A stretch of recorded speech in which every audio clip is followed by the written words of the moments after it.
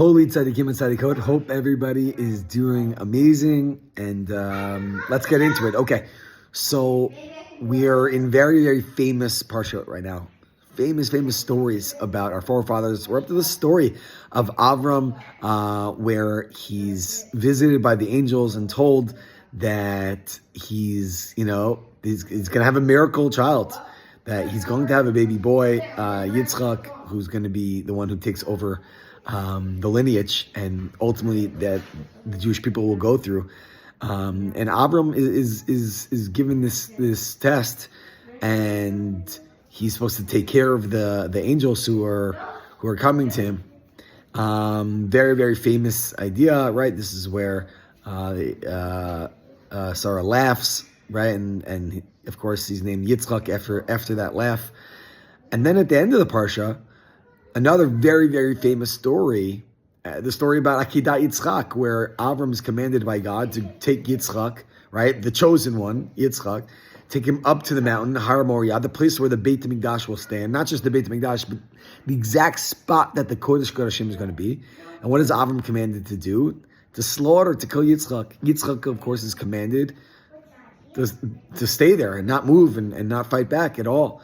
And you see here, and I think these stories are not only unbelievable just in terms of in nature, but they show you, I think, an amazing lesson on how Hashem tests us, right? They're really teaching us two different ways about how Hashem really tests us. The first way is Hashem always gives us opportunities to let our strength shine through, right? So Avram is still recovering from his Brit Milah, and what happens? He has these people that come to his house, and of course we know we have the mitzvah of Achnasat Orchim. Now, for a regular person, you don't necessarily want visitors if you're trying to recover, and even if you do want visitors like Bikur Cholim, someone visiting you, you certainly don't want to have to do anything for those visitors. But Avraham Avinu was given a tremendous gift, strength from God to be Ish Chesed. And as an Ish Chesed, so even though he's really, really not feeling well, he rises to the occasion, uses the strength that God gives him as Ish Chesed, something that's natural to him, to be kind and welcoming, and to make sure that any guest that comes his way feels so welcome, right? Avram said a little and did a lot. He said he'd bring them a little bit of food, and he brought them a whole feast, even though he was very, very sick, right? Still recovering from a major, major surgery. Why? Because this was his strength. This was who he was. Avram, at his core, was a kind, sweet, gentle, welcoming, and caring person. And then you see, at the end of the parsha, the exact opposite happening. Avram is commanded by God to take his son and slaughter him. If we described Avram as an Ish Chesed, what does that mean to take a knife and kill your son? I mean, that would be difficult for anyone. It would be an insane thing for any person to even contemplate, let alone a person who at his core is gentle and sweet and kind and welcoming. And it goes even further. Avram went around to all the people of his generation explaining to them that it's the wrong thing to do, human sacrifice. People used to sacrifice their children for Avodah Zarah, and Avram was like, don't do it, it's wrong. And then God commands him to do the exact thing that not only is not natural to him or anyone else, and not only is he's such a kind person, gentle person, but the exact thing that he was going around trying to get other people to do.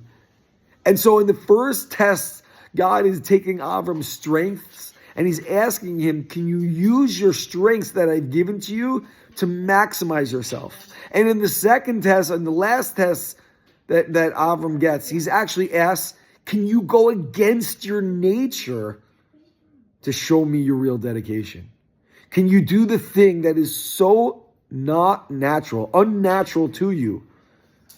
And that's a real sign of your dedication. I think about our lives, and we are oftentimes given both of those things. On the one hand, we should figure out what we are good at, what comes natural to us, what amazing strength do we have that we can bring to the world, unique to us as individuals, every person? Like, what do I bring to the table? What am I good at? And how can I use that strength to make myself better, my family better, my community better, and ultimately the Jewish people better? And then there are times in life where God's like, that's awesome, but I want to see what you're really made of.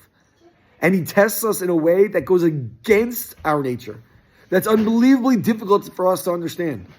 Maybe he asks us to get upset when we're people who are very calm.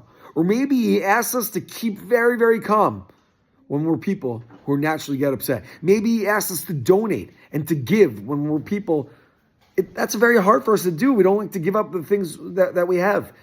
There's countless examples of this, but we are tested in both ways. We're asked to use our strength to maximize our lives and those around us, and we're asked to also go against our nature for the sake of Hashem. And both of these are ways that we tap into ourselves and our potential. Let us use the tests that God gives us in whatever direction to make ourselves better, others better, and ultimately the world around us better. Wishing all the holy tzaddikim and tzaddikot Shabbat Shalom.